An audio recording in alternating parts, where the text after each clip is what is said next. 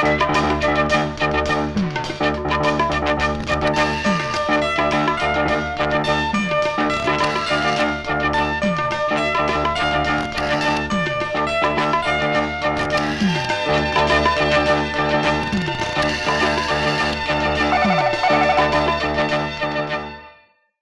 വിശ്വൻ.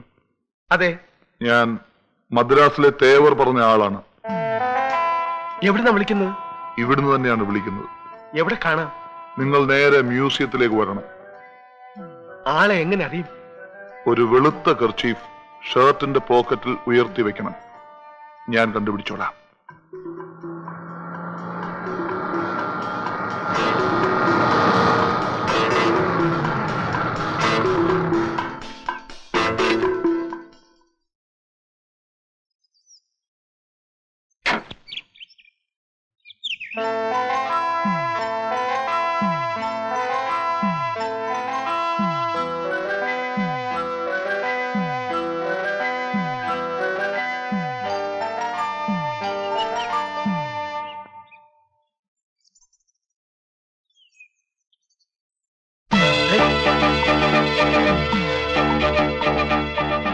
വിശ്വം, നിങ്ങൾ? അതെ, തേവറിനോടെല്ലാം പറഞ്ഞു. എനിക്ക് 20 ലക്ഷം രൂപ വേണം. 20 ലക്ഷം രൂപയോ? യേസ്. റിസ്ക് കൂടുമ്പോ കോസ്റ്റും കൂടും.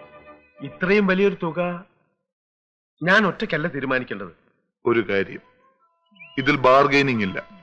3 ദിവസം കഴിഞ്ഞ് ഞാൻ വീണ്ടും കോണ്ടാക്ട് ചെയ്യും. മുഴുവൻ തുകയും അഡ്വാൻസ് ആയി കിട്ടണം. That too in cash. എന്താ നിങ്ങളുടെ പേര്? ഒരു കമ്മ്യൂണിക്കേഷന് വേണ്ടി ഗോമസ് എന്ന് വിളിക്കാം. ശരി, മിസ്റ്റർ ഗോമസ്, തെറ്റിദ്ധരിക്കരുത്. തുറന്നു ചോദിക്കുകയാണ്. ഇത്രയും വലിയൊരു തുക ഒരു രേഖയുമില്ലാതെ നിങ്ങളെ ഏൽപ്പിക്കണം. നിങ്ങളെക്കുറിച്ച് ഞങ്ങൾക്ക് യാതൊരു വിവരവുമില്ല. പൈസയും വാങ്ങി നിങ്ങൾ കടന്നു കളഞ്ഞാൽ? 1.5 കോടി രൂപ എന്ത് വിശ്വാസത്തിലാണ് നിങ്ങൾ അവരെ ഏൽപ്പിച്ചത്? എന്ത് രേഖയുണ്ടായിരുന്നു? എന്നിട്ട് എന്താ സംഭവിച്ചത്? ഏതായാലും ഞാൻ അത്രയും വഷളനല്ല. ഞാൻ ഇതിന്റെ ഇരട്ടി ചോദിച്ചാലും നിങ്ങൾ തരും. നിങ്ങളുടെ അത്യാവശ്യം എനിക്കറിയാം. തിരിച്ചൊന്ന് ചോദിക്കട്ടെ, സംഭവത്തിന് ശേഷം നിങ്ങൾ കൈമലർത്തിയാൽ ഞാൻ എന്ത് ചെയ്യും? Better you take the risk. Mister Gomez, ഈ ഡീല് നടക്കുകയാണെങ്കിൽ നിങ്ങളുടെ ഓപ്പറേഷൻ ഏത് രീതിയിലായിരിക്കും? What's your plan? That is none of your business.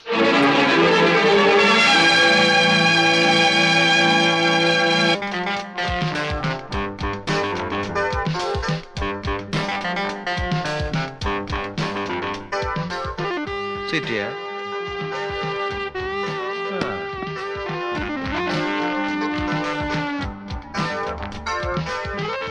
Excuse me, I want one room. We have no one room, only double room. Darling, they have no one room, only double room. Take that. Give that.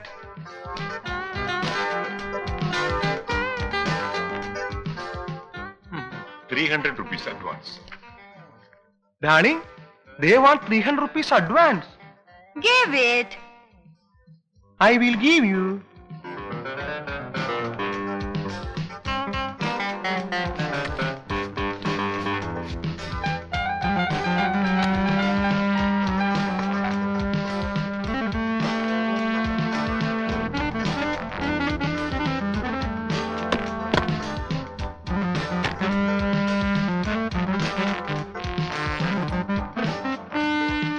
What? No tips. Go. Goda.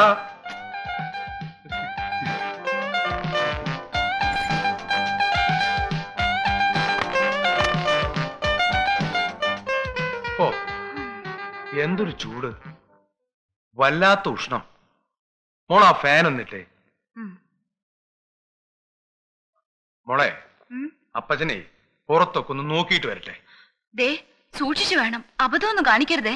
നീ സമാധാനായിട്ടിരിക്കും, ദൈവത്തിനോട് പ്രാർത്ഥിക്കും.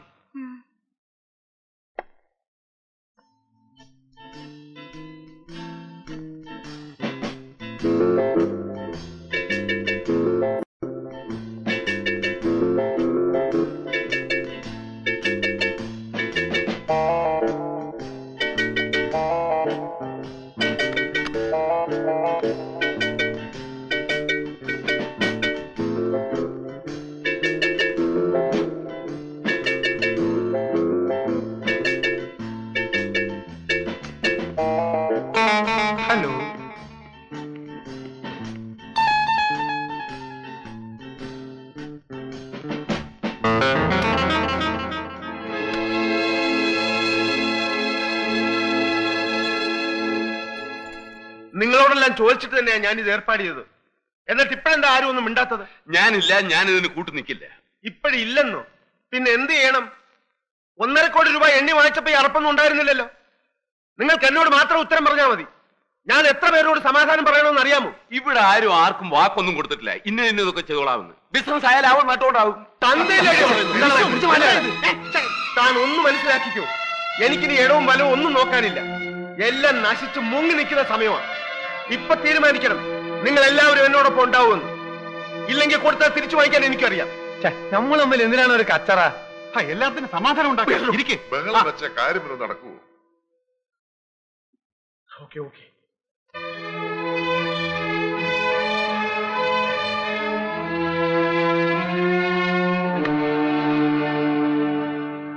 I am sorry. ഒരു നിമിഷം ഞാൻ എന്നെ തന്നെ മറന്നുപോയി. 20 ലക്ഷം രൂപ അതിപ്പോ എവിടെ നിന്നുണ്ടാക്കും? ഇപ്പൊ തന്നെ വിഷയം എത്ര ലക്ഷം മുടക്കി? ഇനി ഒരു 20 ലക്ഷം മുടക്കാന്ന് പറഞ്ഞാൽ ആവശ്യം എന്റേതാണല്ലോ. ഈ കാശ് ഞാൻ തന്നെ മുടക്കാം. പക്ഷേ ഒരു വ്യവസ്ഥയുണ്ട്. KGR മരിച്ചാൽ കഴുത്തുമുട്ട മുഖ്യമന്ത്രിയാകരുത്. പിന്നെ കൈമൾ സാർ മുഖ്യമന്ത്രിയാവണം. തെറ്റിദ്ധരിക്കണ്ട. കഴുത്തുമുട്ട മുഖ്യമന്ത്രിയായാൽ ജനങ്ങൾക്ക് സംശയമുണ്ടാവും. കഴുത്തുമുട്ടവും KGRും തമ്മിലുള്ള അഭിപ്രായ വ്യത്യാസം എല്ലാവർക്കും അറിയാവുന്നതാണ്. കൂടാതെ KGR കഴിഞ്ഞാൽ പാർട്ടിയിൽ ക്ലീൻ ഇമേജ് ഉള്ളത് പ്രസിഡന്റാണ്. നമ്മൾ അത് എക്സ്പ്ലോയിറ്റ് ചെയ്യണം. ഇത് എന്റെ മാത്രം അഭിപ്രായമല്ല, എന്നെ സഹായിക്കാവുന്ന ഏറ്റവുടെയും കൂടെ തീരുമാനമാണ്. അപ്പൊ ഞാന് മുഖ്യമന്ത്രി ഒഴിച്ചു മറ്റെന്ത് വേണമെങ്കിലും ആകാം. അതിന് ഞാനൊരു MLA പോലും അല്ലല്ലോ. അതൊരു പ്രശ്നമാണോ? 6 മാസത്തിനകം എവിടെ നിന്നെങ്കിലും ജയിച്ചാ പോരെ? എന്തു പറയുന്നു? ശരി, നിങ്ങളുടെ മൗനം സമ്മതമായി കരുതുന്നു. നമ്മൾ തീരുമാനിച്ചതിൽ നിന്ന് ഇനി അണുവിട വ്യത്യാസമില്ല. നമ്മൾ തമ്മിൽ കൂടിക്കാഴ്ചയുമില്ല. ഇത് കഴിയുന്നത് വരെ. ഒരു കാര്യം ആരും മറക്കരുത്. ഇതിൽ ഉത്തരവാദിത്വം എല്ലാവർക്കും ഒരുപോലെയാണ്.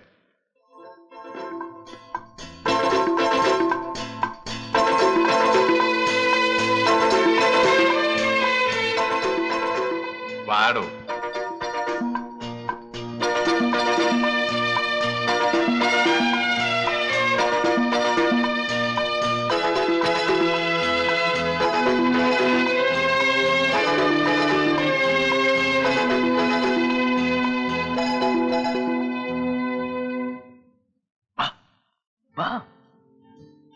വേഗം നടപടി.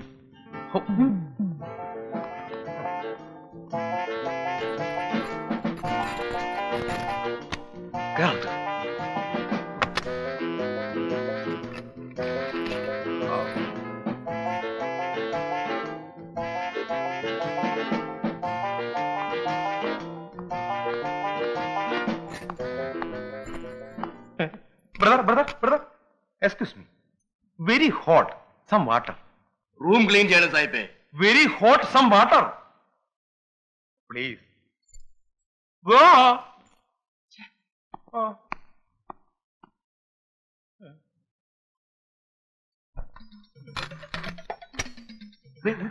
എന്ത് പറ്റി? ഒരു റൂം പോയി തെണ്ടി വന്നു പോ.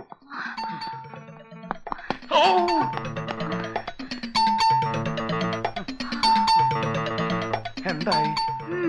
ഒന്നുമില്ലേ? കൊറേ കാലി ഗ്ലാസും കപ്പലണ്ടിത്തോടും മാത്രം. ഓ, മാന്യായിട്ട് ജോലി ചെയ്യാൻ പറ്റില്ലെന്ന് വെച്ചാ എന്റെ അമ്മേനെ പിണ്ടന്നൊക്കെ.